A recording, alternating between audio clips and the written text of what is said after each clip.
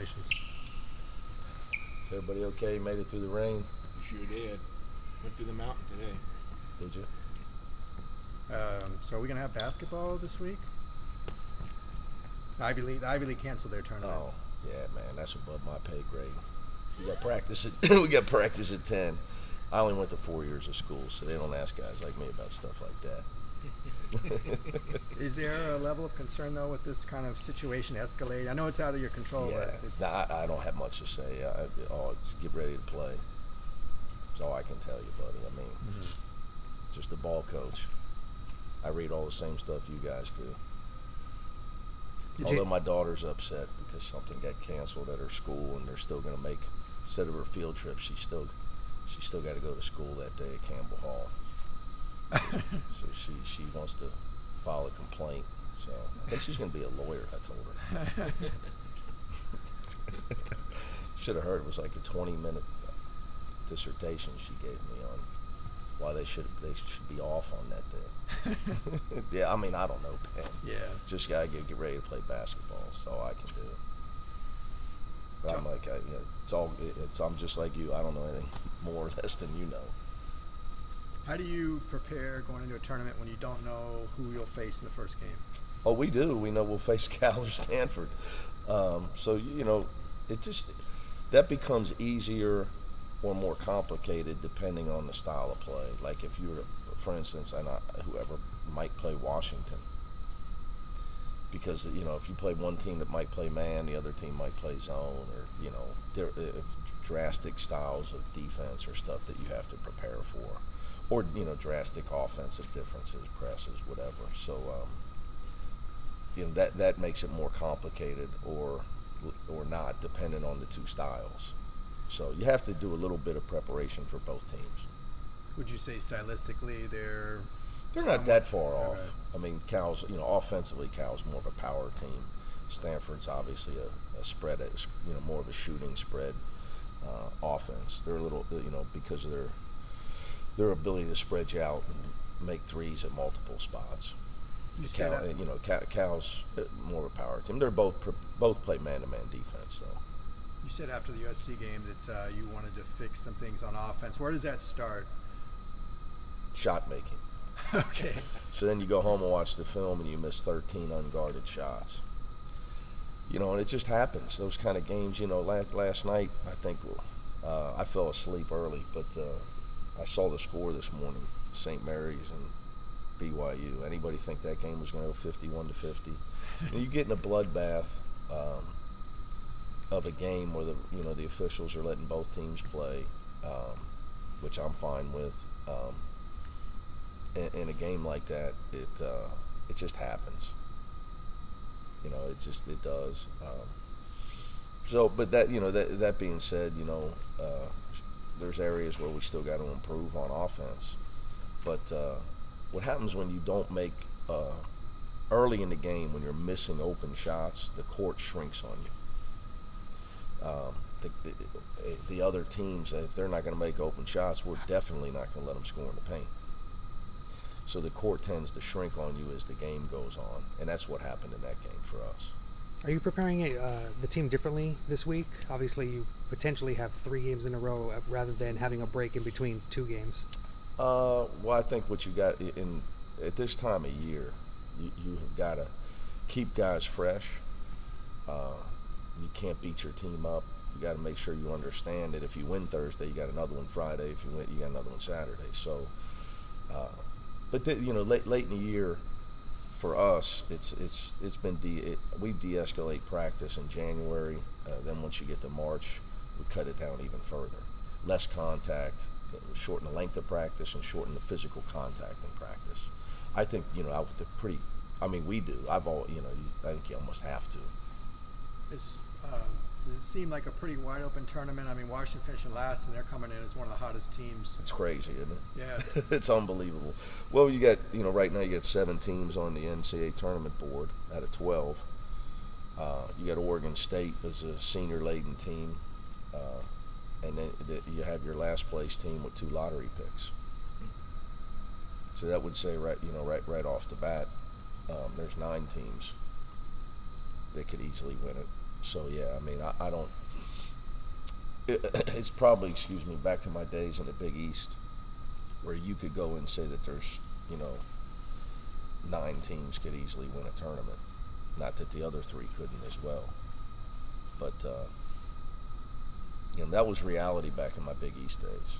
I mean, the 9th seed did win the tournament multiple times. That happened, but yeah, it's wide open. Chris seemed pretty fired up after the game. He said that you guys are going to pummel whoever you played next. Do you like it when a guy kind of takes that approach? Like I said after the game, when I went when I went in the locker room to take my suit coat off, and the guys were distraught about our loss, and then it was the first time, you do that as a coach, and before you go in to address them, I'm feeling their level of emotion and where they're at. It was the first time at my time at UCLA where I felt like I was back in my other locker rooms at Cincinnati. Where just guys just losing wasn't accepted. I mean, they were upset, mad, distraught. So I had to take so I was in there one time. It's okay. I'm proud of you, because the other times, if they're not, then you got to go in there and make sure that they understand you're upset, and they should be upset. Mm-hmm. But we got to a point where they were distraught, they were upset. So now that being said, I heard about that, and I told Chris, talking about pummeling people now, like I think we might want to leave that to Cody. we were laughing about it. So I know what he meant. He's just he meant. We're upset that we lost, and we want to get back on track. I guess the good news is he didn't know exactly who you were playing, so they couldn't exactly put it up as bulletin board material. Right? Yeah, I guess. We got a kick out of it though yesterday. You got to be able to bench press a certain amount to talk about pummeling anybody. You talk about the mood in the locker room. Did that make you feel like maybe the culture shift has taken over? That was the only good thing that happened on Saturday for me, other than Trey Scott finishing his career at Cincinnati on a tip in to win a game. He's a great kid that I love, but yeah, that was the best part about Saturday for me, definitely.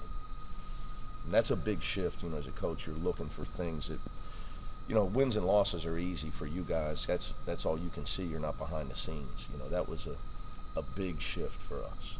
I don't make light of that. That was a big shift to see our reaction and how upset the guys were.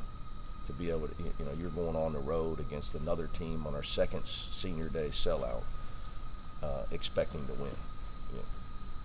From 2 months ago, where nobody would have expected you to have a chance, let alone win the game. You said 13. Right? Yeah, absolutely. You said 13 unguarded shots. Do you remember how many were at the rim? Just a couple. Okay. Just a couple. Cool. But what happens in games, games take on a life of their own. That's why it's hard for people to say, well, they beat them, so they should beat them. But you got to go back and you look at the film, and so when a team makes every shot on you, it does the opposite. It expands your defense. And now there's layups, at the rim. It's much harder to defend the whole floor. And that doesn't happen every game. It doesn't happen every, game to game. So, but, a lot of the shots we got, I'd take them again. Now, the turnovers, again, you guys always hear me, the turnovers are the things you have to eliminate. Congratulations again on winning the Coach of the Year in the Pac-12. What does that mean to you and to the program in general? Well, first of all, I think it's a team award. My coaching staff is excellent. I purposely hired 3 guys I thought should already have been head coaches.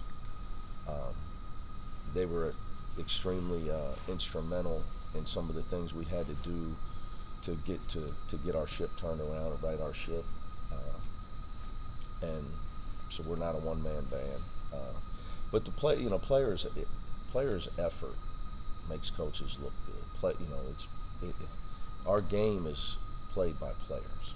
So if you happen to win a coaching award, first of all, I appreciate the other coaches in our league's vote. but and there's great coaches in our league. But it's a team award. It means that mostly in college basketball, the guy that wins Coach of the Year's team tended to overachieve in the conference for the conference Coach of the Year. So that's a big credit to our players. The national Coach of the Year is usually the guy that his team had the best year. So it's an interesting dynamic.